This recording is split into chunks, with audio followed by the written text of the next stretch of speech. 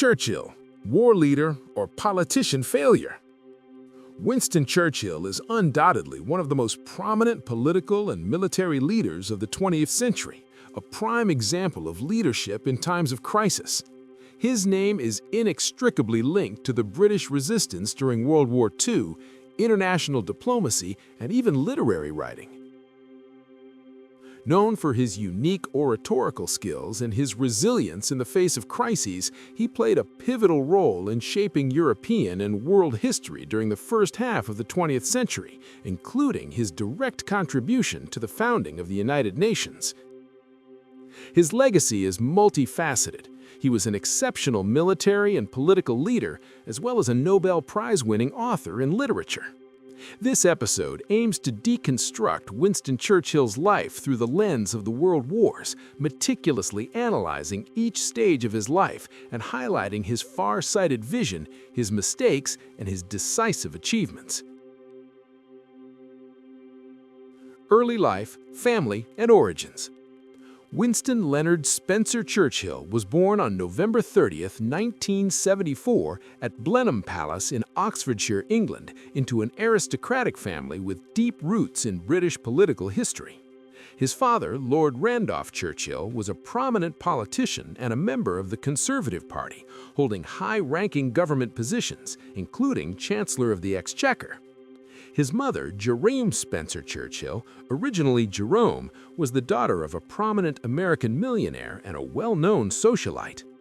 Churchill's connection to Marlborough through the Spencer family was a pivotal factor in shaping his character.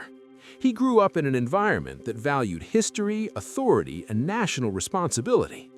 Churchill had a strained relationship with his parents, and his upbringing was primarily entrusted to his governess, Lady Elizabeth Everest, who became a symbol of affection and emotional stability during his childhood in Dublin, Ireland, where his grandfather served as Governor-General. This strong bond with his governess later influenced his appreciation for human relationships and their role in building values and discipline. It is noteworthy that Churchill's childhood was marked by an early affinity for military life. He was fond of watching military parades and displays, and this early passion shaped his later choices in education and career. Education and early military service. Churchill struggled academically in his early years. He found it difficult to maintain discipline and diligence and was expelled from several British boarding schools. He eventually settled at the prestigious Harrow School after barely passing the entrance exam on his third attempt, fulfilling his father's wish for him to pursue a military career. At Harrow, he wasn't a particularly outstanding student, but he excelled in English, history, and fencing. Despite his academic difficulties, he entered the Royal Military Academy, Sandhurst, in 1893 and graduated in 1894 as a cavalry officer. His military career began in British India, where he participated in the Pashtun tribal conflicts in 1896. He then served in the Sudan Campaign and the famous Battle of Omdurman in 1898, where he demonstrated an interest in military operations and honed his skills as a writer and journalist. He was subsequently sent as a war correspondent and journalist to Cuba to witness the revolution against the Spanish forces, an experience that provided a solid foundation for his perspective on imperial conflicts. The image of the young Churchill is reinforced here as being stubborn, risk-taking, and seeking glory. He was not satisfied with the traditional role of a soldier, but rather combined military service with journalistic writing to create national and international fame for himself. The Boer War, the beginning of a myth. With the outbreak of the Second Boer War between the British Army and South Africa, 1899 to 1902, Churchill, working as a correspondent for the Morning Post for a generous salary, became both a witness and a participant in the events. He was captured while commanding an armored train and imprisoned with other prisoners of war in Pretoria. His dramatic escape across 300 miles to Mozambique demonstrated his courage and resourcefulness, making him a national hero in the eyes of the British public. This escape played a crucial role in shaping Churchill's public image as a fearless and adventurous leader, an image he later leveraged to launch his political career. This escape is also reflected in his wartime writings and memoirs of the period. Many historians believe that the escape and the image of the invincible hero laid the foundation for Churchill's future role as a leader capable of confronting national and international crises. Early political career, 1900 to 1914. Churchill initially entered Parliament as a conservative, representing the Oldham constituency in 1900, but he quickly began to demonstrate his intellectual independence. Opposing protectionist policies, he switched to the Liberal Party in 1904, favoring free trade, a decision that cost him dearly politically, but reflected his principled stance and strategic flexibility.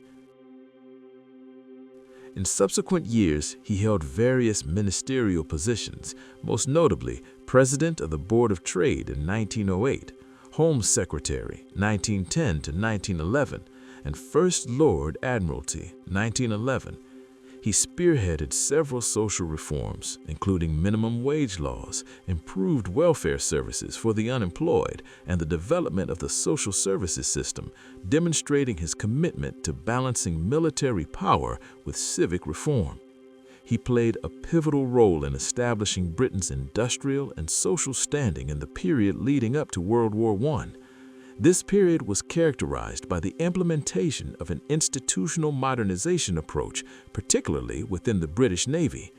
Technological reforms and advanced military equipment were introduced, fueled by strategic motives and the long-term vision of the impending shifts in the European balance of power. World War I: Rise, Fall, and Return. The Admiralty and the Ottoman Catastrophe. With the outbreak of World War I, Churchill assumed the position of First Lord Admiralty, Commander-in-Chief of the Royal Navy. He was active in supporting the alliance with France, championed the use of new naval technologies, such as the switch from coal to oil, established a committee dedicated to energy issues, and initiated the military use of aircraft. The turning point in his career came with the failure of the Gallipoli campaign in 1915, which he personally oversaw. Aimed at opening a sea corridor through Turkey to support Russia, the campaign ended in a disastrous defeat, resulting in the deaths of tens of thousands of Allied troops. This led to Churchill's removal of office and the erosion of a significant portion of his political capital. This defeat made his name a symbol of controversy within the British military legacy, but he transformed the failure into a crucial lesson, later stating, "I will not undertake a major military operation without a blank check." Returning to the front and the logistics ministries, away from the government, Churchill joined the French army as a lieutenant colonel, commanding the 6th Royal Scottish Regiment and participating in 36 field engagements. He returned in 1917 to become Minister of Munitions and later Minister of War and Air. In these logistical roles, he demonstrated his competence in managing military supplies and strategic planning, which helped solidify his experience in crisis management and making difficult decisions under pressure. The interwar period, land warfare, and early warnings. Following the war, Churchill held important ministerial positions, including the Colonial Office and the Treasury from 1924 to 1929. He was known for his controversial economic policies, such as the return of the pound sterling to the gold standard, which was criticized for causing deflationary pressures. During this period, he opposed Indian independence and supported Edward VIII in the abdication crisis, which diminished his popularity among some British factions. The period between 1929 and 1939 represents Churchill's wild years, during which his stances distanced him from government, leading him to focus on writings and memoirs, though he never relinquished his role in public affairs. During this decade, Churchill acted as a lone voice against Prime Minister Chamberlain's conciliatory policy towards Nazism, warning as early as 1932 of the dangers of Hitler's rise and German rearmament. His warnings were initially unheeded. Politicians ridiculed him, labeling him a hardliner and an outcast. However, as tensions escalated in Europe and the Nazi threat became a grim reality with the invasion of Poland and then France, his strategic vision proved correct, propelling him from the margins to a leadership position during a critical juncture. World War II, the legend of inspirational leadership. On May 10, 1940, Churchill became Prime Minister of Britain following Chamberlain's resignation. As Europe fell to Hitler, he led what amounted to a national epic. Military leadership and political resolve. Churchill displayed unwavering resolve in rejecting all calls for compromise with Hitler. He insisted that resistance was the only path forward for the British nation, declaring in his first speech as Prime Minister, "I have nothing to offer but blood, toil, tears, and sweat." Speeches such as "We shall fight on the beaches" and "Their best hours" became national rallying cries, inspiring resilience during the air war and the darkest moments of the daily bombing of London. Churchill spearheaded military strategy during the Battle of Britain and the resistance against the Nazi forces, prioritizing technological modernization, the development of the aircraft industry, and harnessing the full power of the national economy to support the war effort. The battles of the coalition and international conferences were also among Churchill's strengths as a leader. His skill in building alliances, his success in establishing a close relationship with U.S. President Franklin Roosevelt, and his adept management of a strategic understanding with Soviet leader Joseph Stalin, despite enormous ideological differences, were all significant achievements. He contributed to the signing of the Atlantic Charter and participated in pivotal international conferences such as the Tehran Conference 1943, the Yalta Conference 1945, and the Potsdam Conference, which shaped post-war global politics and laid the foundations for the establishment of the United Nations. Throughout the war, he consistently supported the British military and political strategy against Nazism and fascism, working to unify the Allied forces as an existential strategy to guarantee victory. The role of speeches and media in preserving national spirit. Churchill utilized radio and print media to broadcast patriotic speeches, mastering the dramatic use of language and imagery and establishing himself as a symbol of resilience. This helped him overcome the crisis of confidence inherited from his previous campaigns and consolidate his position among the general public and soldiers. This was further strengthened by his constant engagement with factories, the front lines, and the local population, where he emerged as a fearless field commander who never shied away from danger or challenges. All historians, even his harshest critics, acknowledge that his inspiring speeches and powerful public image as a leader who refused to surrender were pivotal elements in the British people's ability to persevere, especially when Britain stood alone against Nazi Germany in 1940. After the war, establishing a new world and post-war politics. After the Allied victory in 1945, Churchill lost the general election to the Labour Party, led by Clement Attlee. Nevertheless, he remained active in politics as leader of the opposition, eventually returning to the premiership from 1951 to 1955.